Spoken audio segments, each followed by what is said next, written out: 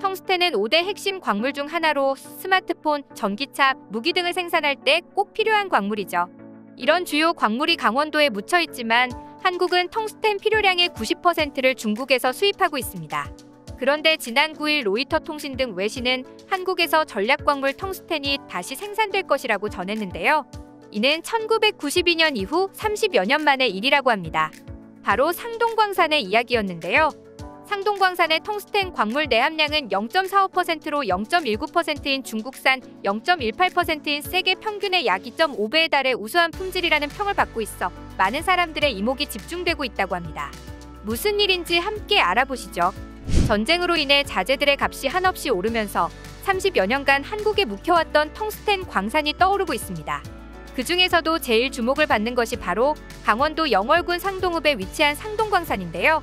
상동광산은 무려 5,800만 톤의 텅스텐이 매장되어 있는 국내 최대의 광산입니다. 연간 5만 톤씩을 캐더라도 무려 1,000년 이상을 채굴할 수 있는 양이라고 하는데요. 그뿐만 아니라 상동광산의 텅스텐의 광물 함량은 0.45%로 확인되고 있습니다. 세계 평균이 0.18%, 중국산은 0.19%라는 것을 감안하면 무려 2.5배에 달하는 우수한 품질을 자랑하고 있는 것입니다. 게다가 한국의 텅스텐은 단단하고 밀도가 높아 전 세계적으로도 품질이 우수하다고 평가받고 있죠. 그동안 텅스텐은 녹는 점이 매우 높아 포탄의 탄피, 수류탄, 항공우주공학, 자동차 산업, 방사선 보호장비 등 다양한 분야에서 널리 사용되고 있었는데요. 전쟁으로 인해 글로벌 원자재가 한없이 폭등하고 있는 상황에서 한국이 30여 년간 묵혀왔던 텅스텐을 캐낸 것입니다.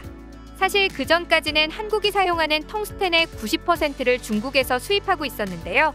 전 세계가 반도체 등 핵심 산업의 공급망을 재편하면서 러시아와 중국을 중심으로 자원을 무기화함에 따라 외교적으로 훨씬 더 우위에 점하기 위해 노력하고 있는 가운데 한국도 이에 질세라 5,800만 톤에 달하는 텅스텐을 다시 캐내며 중국 의존도를 줄임과 동시에 전 세계적으로 영향력을 행사할 준비를 하고 있는 것입니다.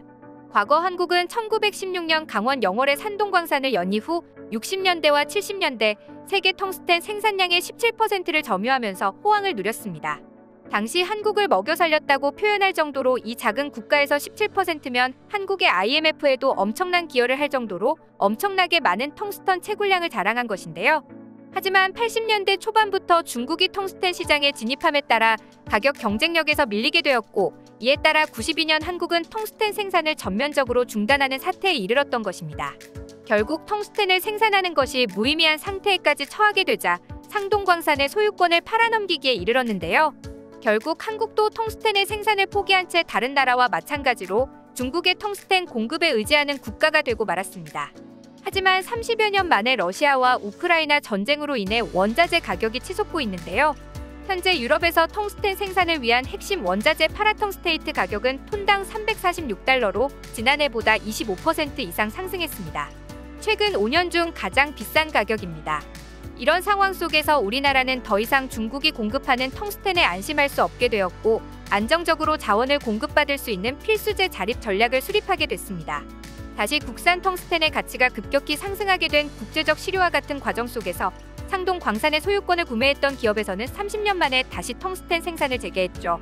그리고 너무나 다행히게도 우리나라로부터 상동공산의 소유권을 가져간 캐나다 광산개발사 알몬티는 한국에게 굉장히 호의적인 기업이었습니다.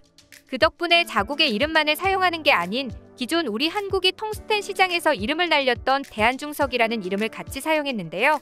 이에 따라 현재는 알몬티가 아닌 알몬티 대한중석이라는 이름으로 본격적으로 국내에서 텅스텐 채굴 사업을 시작하게 됩니다. 지난해 5월 텅스텐 광산 개발을 본격화하는 상동 프로젝트를 띄웠는데요. 이에 따라 상동에 채광한 광석을 성광하는 공장을 짓고 있습니다.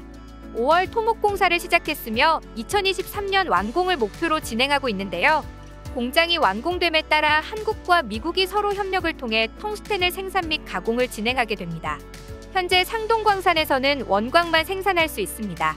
이 원광의 불순물을 제거해 품위를 높인 광석, 즉 정광은 없으며 갱도 또한 300에서 400m 정도만 굴착한 초기 단계입니다.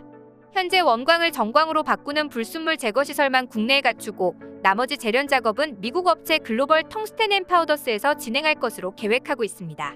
이는 아직 국내 재련이 기술이 없어 재련이 불가능한 상황이기에 미국 기업을 선택했습니다.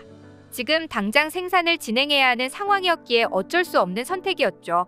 하지만 앞으로 국내 재련 기술이 확실해진다면 기존 미국 업체에서 진행했던 재련을 우리 한국이 도맡아 할 수 있도록 계약을 진행했기에 별다른 문제가 없습니다. 자재값이 올라가고 있는 지금 중국의 의존도에서 벗어나야 하기 때문에 현 상황이 최선으로 보입니다. 현재 알몬티 최고 경영자는 상동광산에 나오는 텅스텐 80%가량을 우리 한국에게 먼저 공급하겠다는 입장을 내비쳤습니다. 이들도 한국의 입장을 이해하고 있던 터라 현재는 80%이지만 필요에 따라 한국의 수요에 맞게 공급하겠다는 입장입니다. 그 외의 물량은 공동 생산을 진행한 미국에게 공급하게 되는데요. 이로 인해 한국을 중심으로 미국과 협력이 진행됨에 따라 앞으로 텅스텐 자원의 한정에 중국 의존도를 대폭 줄일 수 있을 것으로 관측되고 있습니다. 전문가들은 상동광산의 생산량은 향후 세계 텅스텐 생산량의 10% 책임지게 될 것이라고 보고 있으며 매장량을 생각하며 적어도 100년 이상은 채굴할 수 있는 규모라며 기대하고 있는 상황입니다. 현재 세계 텅스텐 생산량 1위인 중국은 연간 6만 4천 톤의 텅스텐을 생산하고 있는데요. 그 뒤를 러시아 3,537톤, 캐나다 2,194톤, 볼리비아 1,247톤이 잇따르고 있죠. 지난 9일 로이터 통신이 보도한 바에 따르면 2023년부터 채굴을 시작하게 될 상동공산에서는 매 2,500톤의 텅스텐을 생산할 계획이며 3년 뒤에는 최대 5,000톤까지 생산량을 늘릴 것이라고 합니다. 그리고 이 중 무려 절반에 달하는 규모를 한국 시장에 공급할 뿐만 아니라 2위 러시아를 뛰어넘을 것이라는 의사를 표명했죠. 이는 향후 100년 이상은 끄덕없을 정도의 양이기에 우리 한국과 미국 입장에서는 엄청난 호재로 다가오고 있는데요. 그동안 중국의 텅스텐 수출에 의지했던 우리나라는 이제 자체적으로 국내에서 충분한 양의 텅스텐을 공급할 수 있는 능력을 갖추게 된 것입니다. 여기에 더해 최근 국내 기업이 폐기물에서 텅스텐을 만들어내는 기술을 개발해 역대급 성과를 이룩해 냈습니다.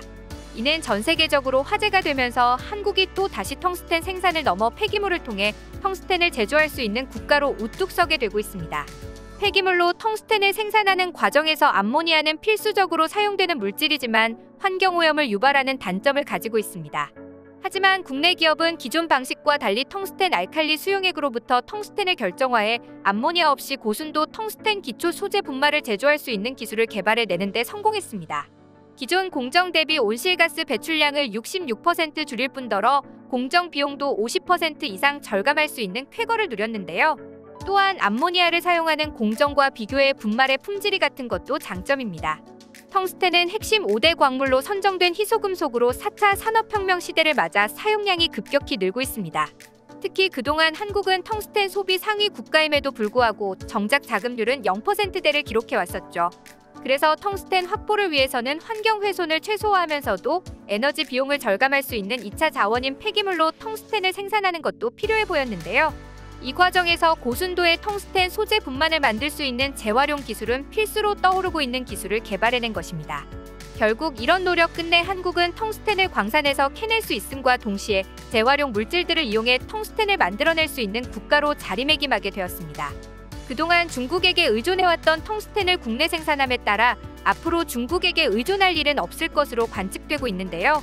또한 우리 한국을 통해 미국도 중국 의존도를 줄임에 있어 크나큰 도움을 받고 있는 상황입니다. 차후 국내 재련 기술이 확실해진다면 텅스텐 재련을 맡겼던 미국 기업의 일감을 우리 국내 기업으로 돌리면서 텅스텐을 완전히 국내 생산 가능해지게 될 텐데요. 얼른 그날이 왔으면 좋겠습니다. 여러분의 소중한 의견을 남겨주세요. 그리고 많은 분들이 보실 수 있도록 널리 공유 부탁드립니다. 지금까지 코리아주모였습니다. 시청해주셔서 감사합니다.